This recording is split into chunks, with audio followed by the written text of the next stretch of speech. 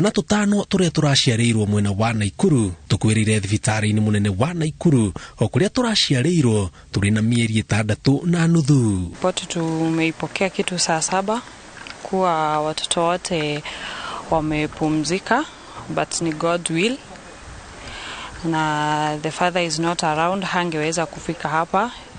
It is so painful kwake to believe, na pia mama pia kwake ni ngumu juu ya venye alikuwa amepokea watoto wake, venye watu walikuja jana wakamshelekea. Unfortunately tumepokea hizo ripoti and sio za kufurahisha, but hatuna kitu cha kusema kuze. Tutasema tu God ni alitupea na ni amechukua, so it is well.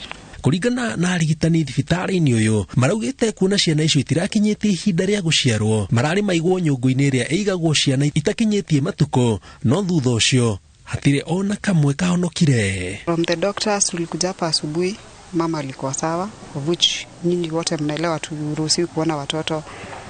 So masaa ya kutoka ilikuwa ishafika, so tulifukuzwa nje, the husband and the wife wakabaki ndani, tukangoja nje. Hapo ndio tulipata news about the 2 kwanza, tukaenda nyumbani. Unfortunately around 1 ndio tumepata news kuhusu wao wengine. Na yote tunasema Mungu ndiye upeana na ndiye uchukua. Yote tu ni kushukuru kwa yale Mungu amefanya. Hatuwezi tukalaumu mtu yoyote.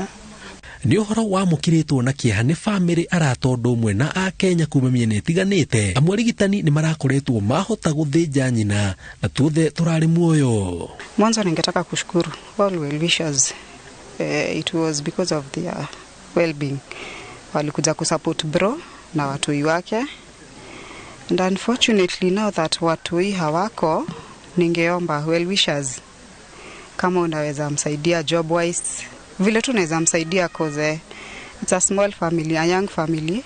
Na pia imekosa hopes kabisa, imesikia imerudi chini, imesikia moyo umeninginia, even though tutaendelea kuwapea hopes ya maisha.